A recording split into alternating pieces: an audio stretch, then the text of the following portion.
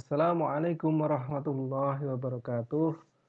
Marilah pada kesempatan hari ini kita belajar bersama tentang bab 1 Thaharah, mata pelajaran fikih. Sebelum belajar, marilah kita berdoa bersama. Berdoa mulai.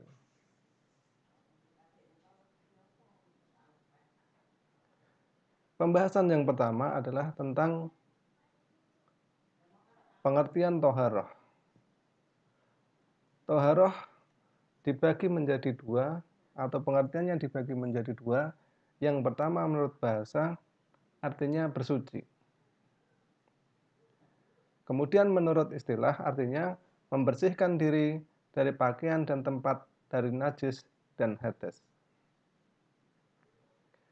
Surat Al-Baqarah, surat kedua ayat 222. Innallaha yuhibbut tawwabina wa yuhibbul mutatahhirin.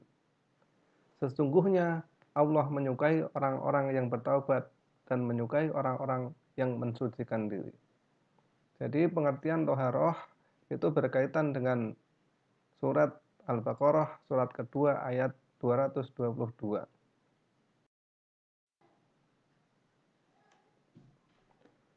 Pembahasan yang selanjutnya adalah tentang najis. Apa pengertian najis? Pengertian najis adalah kotoran yang melekat pada badan dan benda yang wajib disucikan. Kemudian macam-macam najis dibagi menjadi tiga. Yang pertama adalah najis mukhaffafah atau najis ringan. Kemudian yang kedua najis mutawasithah atau najis sedang. Kemudian yang ketiga najis mughallathah atau najis besar atau berat.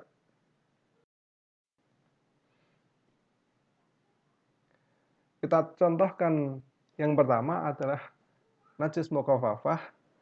Najis mukhaffafah adalah najis ringan, yaitu air kencing anak-anak laki-laki yang belum berusia 2 tahun dan tidak makan apa-apa selain susu ibu.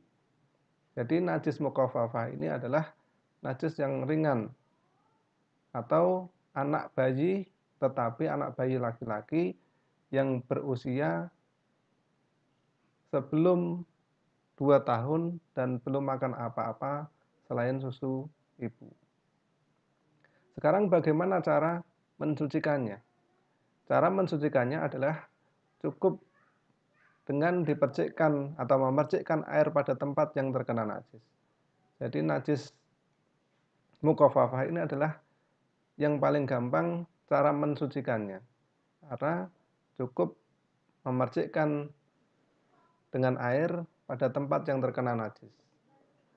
Tolong diperhatikan, yang dimaksud di sini adalah anak laki-laki yang berusia 2 tahun atau belum ada 2 tahun dan belum makan apa-apa kecuali susu ibu.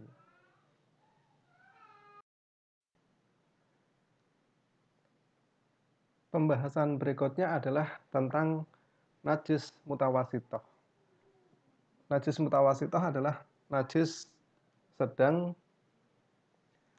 yang contoh-contohnya adalah darah, nanah, atau kotoran kita pada waktu BAB atau buang air besar, kemudian muntah, arak, dan bangkai.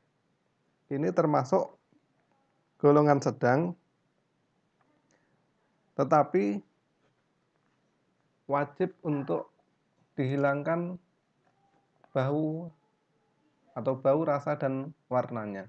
Karena darah itu warna hitam, nanah itu warna putih, kemudian kotoran kita berwarna kuning, muntah, kemudian arak, dan bangkai. Bagaimana cara mensucikan najis mutawasithah? Jadi contoh-contohnya saya contohkan 4, darah, nanah, tai, muntah, arak, dan bangkai. Kemudian cara mensucikannya adalah harus dicuci sampai bersih hingga hilang warna, rasa, dan baunya. Jadi tergolong najis sedang ini, cara mensucikannya harus dicuci sampai bersih hingga darah itu warnanya hilang, bau amisnya juga hilang. Nanah yang berwarna juga hilang, kemudian kotoran itu juga hilang, dan lain sebagainya. Artinya, atau lebih mudahnya kita pahami, bahwa segala sesuatu yang menempel ke tubuh kita maupun ke baju kita, warna, rasa, dan baunya harus hilang. Mari kita bahas yang terakhir adalah tentang najis mughaladhah atau najis besar. Contohnya cuma ada dua. Yang pertama adalah babi, kemudian yang kedua adalah anjing. Jadi kedua ini cara mensucikannya adalah yang paling berat, atau karena termasuk najis berat adalah cara mensucikannya adalah dicuci dengan air sebanyak 7 kali dan salah satunya dengan debu atau tanah yang suci. Jadi cara mensucikan najis mughaladhah itu dengan cara dicuci 7 kali, salah satunya adalah dengan tanah atau debu yang suci. Tapi untuk debu ini jangan di akhir, karena kalau di akhir otomatis baju yang kita pakai kotor.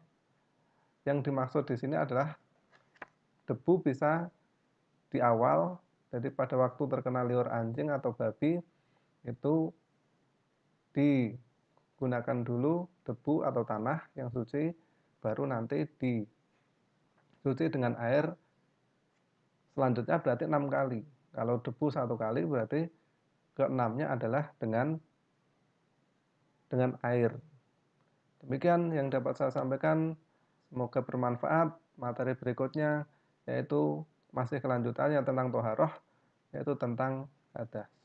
Terima kasih. Assalamualaikum warahmatullahi wabarakatuh.